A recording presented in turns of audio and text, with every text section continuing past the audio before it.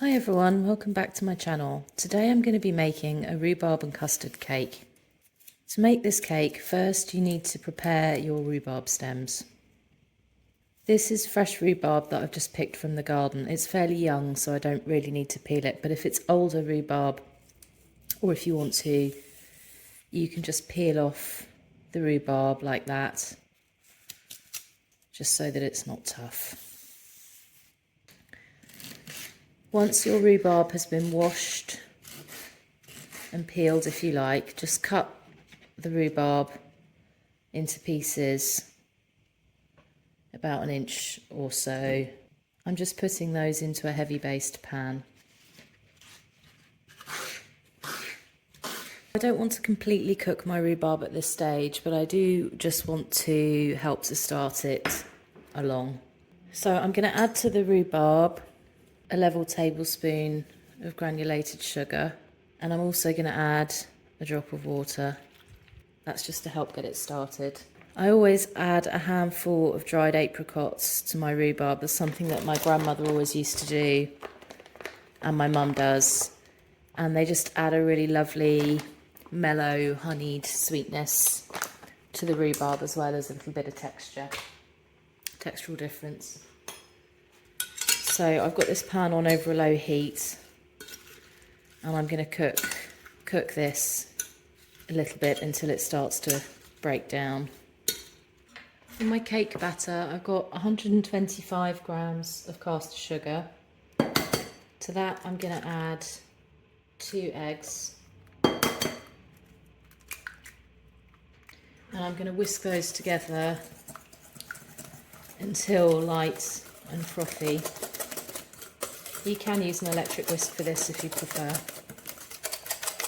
There's that really beautiful tartness that you get from rhubarb, and for me it's just a quintessential spring fruit. Now, rhubarb and custard, obviously a really classic combination, and I'm doing this here, as I say, in a cake. This is a fatless sponge. So once you've got your eggs nice and light and fluffy and pale, to that you want to sieve in 100 grams of self-raising flour, and I'm adding 25 grams of custard powder.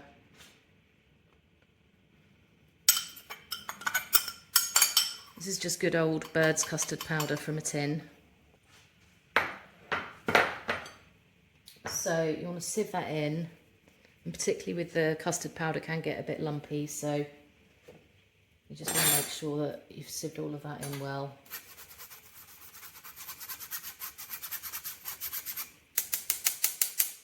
Once you've sieved that in, you want to fold your flour and custard powder into your whisked eggs and sugar, just until combined. You want to be quite gentle when you're folding in. If you enjoy my videos, please do like and subscribe. I try to sort of make my videos, you know, factual and easy to follow. So hopefully that comes across. That's all nicely combined. That's all I need to do for my cake batter. This is such a simple recipe, it comes together so quickly. Now that's ready, I'm going to butter my dish. So my rhubarb's been cooking for just about 5 minutes or so. You can see it's started to release some of its juices and to soften. That's all I really want from this here, because it's going to continue to cook in the oven with the cake. So you simply want to transfer your rhubarb now into your buttered dish. Now, rhubarb can be fairly wet, but that's actually okay for this dish, because the custard powder that I've got in the cake batter will also help to thicken up some of these juices as they release, and also some of these apricots will soak up some juices as well. You want to pour your batter over the top of the rhubarb. It's going to look like you haven't got enough. You have, trust me. And I will let you know what size pan this is as well. It's smelling so good already. And you can eat this cake warm with some custard, extra custard, just like a pudding. Or you can wait for it to cool and have it cool as well. Okay, that's literally all there is to it. So I'm going to pop this into my oven. So you want a medium heat oven for about 45 minutes. So in my oven, that's about 170, 180.